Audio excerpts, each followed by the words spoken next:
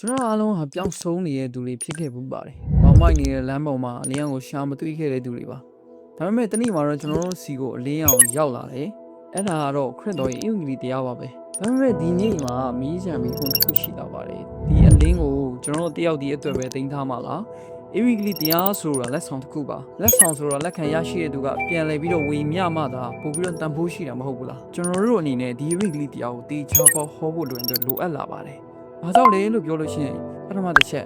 ဒါကကျွန်တော်တို့ကိုတော်ပေးထားတဲ့မဟာစီကံချက်ဖြစ်လို့ပါမာကုခန်းကြီး16ပိုင်ငယ်15မှာဒီလိုပြောပါတယ်ဒီတို့ဒီလောကီနိုင်ငံအရေးရရှိသမျှတို့သွားပြီးတော့ဝေနေရတဲ့တော်အပေါင်းတို့ကိုတဲ့အင်္ဂလိပ်တရားဟောကြပါလို့မိန့်ထားပါတယ်ပြီးတော့ဒုတိယအချက်အနေနဲ့တော့ညှော်လင်းချက်မဲ့နေတဲ့ကဘာကြီးအတွက်တစ်ခုတည်းတော့ဖြည့်စည်းဖြစ်လို့ပါ